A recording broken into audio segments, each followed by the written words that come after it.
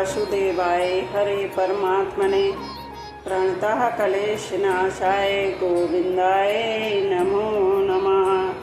बोले बांके बिहारी लाल की जय, राधा रानी सरकार की जय। संबंध। अब आगे के 3 श्लोकों में भगवान काम को मारने का प्रकार बताते हुए उसे मारने की आज्ञा देते हैं। तस्मात् त्वमिन्द्रियाण्याद्यौ नियम्य भरत सर्प पापाप्यमानं प्रजह्योनं ज्ञान विज्ञान नाशनम। इंद्रियों को विषयों के में भोग बुद्धि से प्रवृत्त न होने देना, अपितु केवल निर्वाह बुद्धि से अथवा साधन बुद्धि से प्रवृत्त होने देना ही उनको वश में करना है। तात्पर्य है कि इंद्रियों की विषयों में राग पूर्वक प्रवृत्ति न हो और द्वेष पूर्वक निवृत्ति न हो। राग पूर्वक प्रवृत्ति और द्वेष पूर्वक निवृत्ति होने से राग दोष पुष्ट हो जाते हैं और ना चाहते हुए भी मनुष्य को पतन की ओर ले जाते हैं। इसलिए प्रवृत्ति और निवृत्ति अथवा कर्तव्य और अकर्तव्य को जानने के लिए शास्त्र ही प्रमाण है। शास्त्र के अनुसार कर्तव्य का पालन और अकर्तव्य का त्याग करने से इंद्रियां वश में हो जाती हैं। एनम ज्ञान विज्ञान नाशनम। ज्ञान पद का अर्थ शास्त्रीय ज्ञान भी लिया जाता है। जैसे ब्राह्मण के स्वाभाविक कर्मों के अंतर्गत ज्ञानम पद शास्त्रीय ज्ञान के लिए आया है, इस प्रकार इसका अलग अलग अर्थ विवेक लेना ही उचित प्रतीत होता है। विवेक जागृत होने से मनुष्य भविष्य पर अर्थात परिणाम पर दृष्टि रखकर ही सब कार्य करता है, परंतु कामना से विवेक ढक जाने के कारण परिणाम की ओर दृष्टि ही नहीं जाती। परिणाम की तरफ दृष्टि न जाने से ही वह पाप करता है।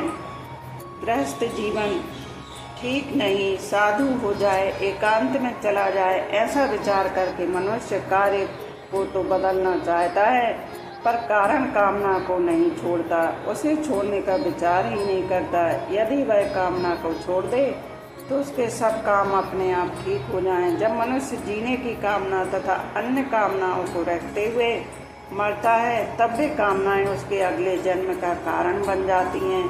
तात्पर्य यह है कि जब तक मनुष्य में कामना रहती है तब तक वह जन्म मरण रूप बंधन में पड़ा रहता है। इस प्रकार बांधने के सिवाय कामना और कुछ काम नहीं आती। इंद्रियाणि पराण्यहुरिन्द्रियेभ्यः परं मनः मनसस्तु परा बुद्धियो बुद्धि परस्तस्तु सः एवं बुद्धि परम बुद्धिवा संसत् अभ्यात्मन परमात्मानं जहि शत्रुं महाबाहो काम रूपम दुरासदम। इंद्रियाणि पराण्याहु। शरीर अथवा विषयों से इंद्रियां पर हैं। तात्पर्य है कि इंद्रियों के द्वारा विषयों का ज्ञान होता है पर विषयों के द्वारा इंद्रियों का ज्ञान नहीं होता।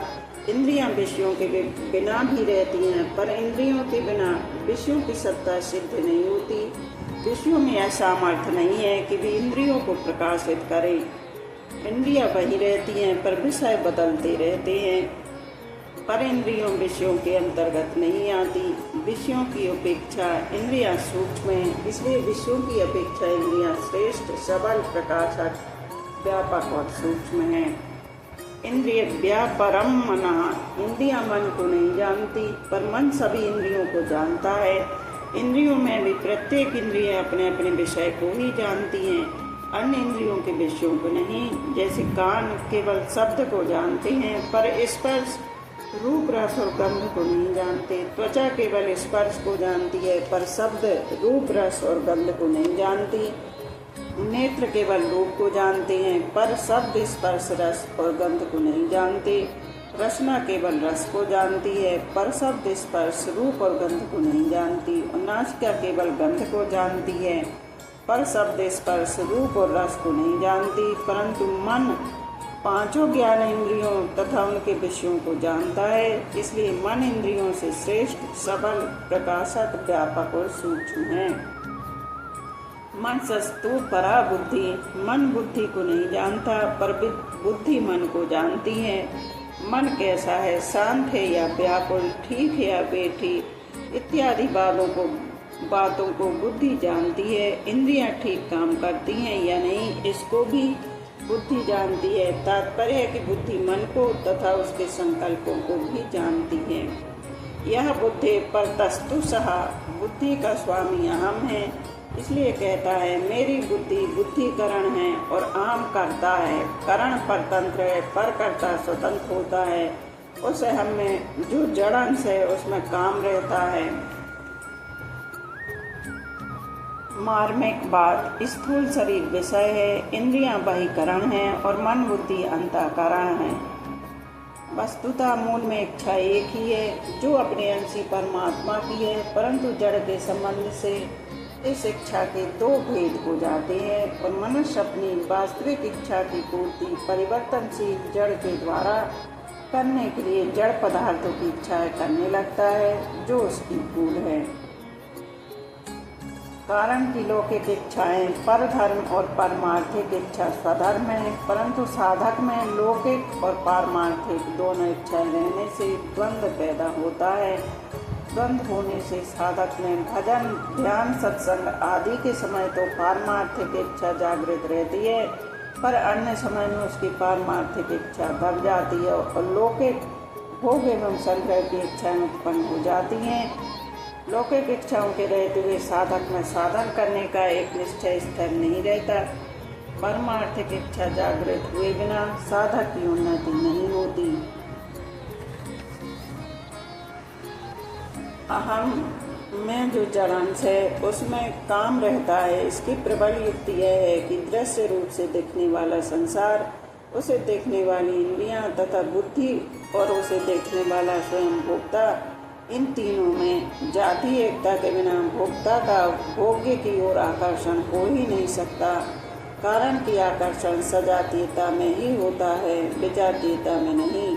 जैसे नेत्रों का रूप के प्रति ही आकर्षण होता है, सत्य के प्रति नहीं। यही सब इंद्रियों में लागू होती हैं। बुद्धि का भी समझने के विषय में आकर्षण होता है, शब्द आदि विषयों में नहीं। एवं बुद्धि परम बुद्धवा, पहले शरीर से पर इंद्रियां, इंद्रियों से पर मन, मन से पर बुद्धि और बुद्धि से पर काम को बताया गया है। अब उपर्युक्त पदों में बुद्धि से पर काम को जानने के लिए कहने का अभिप्राय है कि यह काम अहम में रहता है, अपने वास्तविक स्वरूप में काम नहीं।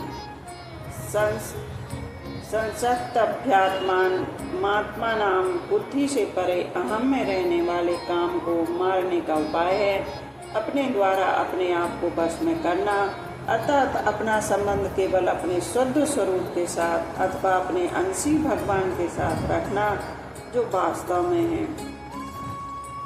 परमात्मा से विमुख होकर संसार से अपना संबंध मानने पर भी जीव की वास्तविक इच्छा अपने अंशी परमात्मा को प्राप्त करने की ही होती है। मैं सदा जीता रहूं, मैं सब कुछ जान जाऊं, मैं सदा के लिए सुखी हो जाऊं, इस रूप में वह वास्तव में सच्चिदानंद स्वरूप परमात्मा की ही इच्छा करता है। पर संसार से संबंध मानने के कारण वह भूल से इन इच्छाओं को संसार से ही पूरी करना चाहता है। यही काम है। इस काम की पूर्ति तो कभी हो ही नहीं सकती, इसलिए काम का नाश तो करना ही पड़ेगा।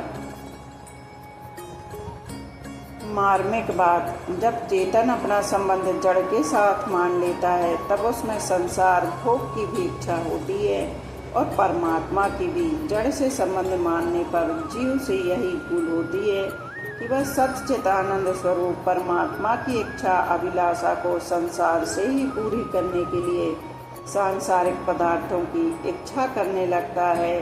परिणाम स्वरूप इसकी ये दोनों ही इच्छाएं कभी मिटती नहीं। जही शत्रु महाबाहो काम रूपम दुरासरम। महाबाहो का अर्थ है बड़ी और बलवान भुजाओं वाला, अर्थात सूरवीर। अर्जुन को महाबाहो अर्थात सूरवीर कहकर भगवान यह लक्ष्य कराते हैं कि तुम इस काम रूप शत्रु का दमन करने में समर्थ हो। संसार से संबंध रखते हुए काम का नाश करना बहुत कठिन है। यह काम बड़ों बड़ों को के भी विवेक को ढककर उन्हें कर्तव्य से च्युत कर देता है, जिससे उनका पतन हो जाता है। इसलिए भगवान ने इसे दुर्जय शत्रु कहा है। कामनाओं के त्याग में अथवा परमात्मा के प्राप्ति में सब स्वतंत्र अधिकारी योग्य और समर्थ है, परंतु कामनाओं की पूर्ति में कोई भी स्वतंत्र अधिकारी योग्य और समर्थ नहीं है। कारण की कामना पूरी होने वाली है ही नहीं। परमात्मा ने मानव शरीर अपनी प्राप्ति के लिए ही दिया है। सुख की कामना को मिटाने के लिए ही भगवान समय समय पर दुख प्रतिकूलता भेजते हैं कि सुख की कामना मत करो, कामना करोगे तो दुख पाना ही पड़ेगा।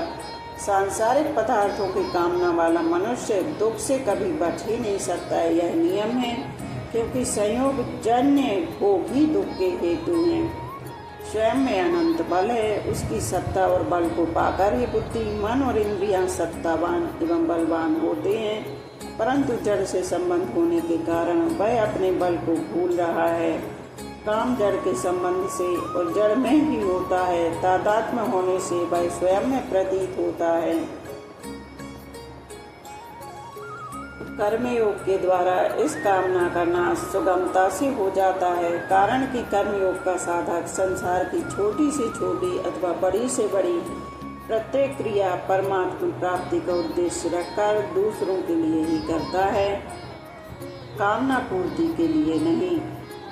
कर्मयोगी अपने लिए कुछ करता ही नहीं, अपने लिए कुछ चाहता ही नहीं और अपना कुछ मानता ही नहीं, इसलिए उसमें कामनाओं का नाश सुगमता पूर्वक हो जाता है। कामनाओं का सर्वथा नाश होने पर उसके उद्देश्य की पूर्ति हो जाती है और वह अपने आप में ही अपने आप को पाकर कृत ज्ञात ज्ञातव्य और प्राप्त प्राप्तव्य हो जाता है, अर्थात उसके लिए कुछ भी करना, जानना और पाना शेष नहीं रहता। परिशिष्ट भाव भगवान ने इंद्रियां, मन, बुद्धि का नाम तो लिया है, पर अहम का नाम नहीं लिया। अहम बुद्धि से परे है। 7वें श्लोक में भी भगवान ने बुद्धि के बाद अहम को लिया है। भूमिरापोष नलो वायु खम मनो बुद्धि रेव चा अहंकार इतिम में, अतः यहाँ भी सहपद से अहम में रहने वाले काम को लेना चाहिए। जब तक स्वरूप का साक्षात्कार नहीं होता तब तक अहम में काम रहता है। स्वरूप का साक्षात्कार होने पर अहम में काम नहीं रहता। परम दृष्टवा निर्वर्तिते, सुख तो है स्वरूप में, पर काम के कारण मनुष्य जड़ता को सत्ता और महत्ता देकर उससे सुख चाहता है। जब तक जड़ता का संबंध है तब तक काम है। जड़ता से सर्वथा संबंध विच्छेद होने पर प्रेम होता है। संपूर्ण त्रिलोकी अनंत ब्रह्मांड विषय है। विषय इंद्रियों के एक देश में है, इंद्रिया मन के एक देश में है, मन बुद्धि के एक देश में है, बुद्धि अहम के एक देश में है और अहम चेतन के एक देश में है। अतः चेतन अत्यंत महान है, जिसके अंतर्गत संपूर्ण त्रिलोकी अनंत ब्रह्मांड विद्यमान है, परंतु अपरा प्रकृति के एक अंश अहम के साथ अपना संबंध जोड़ने के कारण मनुष्य अपने को अत्यंत छोटा एक देशीय देखता है। ओम तस्तति श्रीमद्भगवद गीता ब्रह्मा विद्यायाम योग शास्त्रे श्री कृष्ण अर्जुन संवादे कर्मयोगी नाम 3 अध्यायः समाप्ता। इस प्रकार ओम तत्सत इन भगवान नामों के उच्चारण पूर्वक ब्रह्म विद्या और योग शास्त्र में श्रीमद् भगवद गीता उपनिषद स्वरूप श्री कृष्ण अर्जुन संवाद में कर्मयोग नामक 3रा अध्याय पूर्ण हुआ। आज यहीं पर विश्राम लेते हैं, शेष आगे का कल कहेंगे। बोलो बांके बिहारी लाल की जय, राधा रानी सरकार की जय।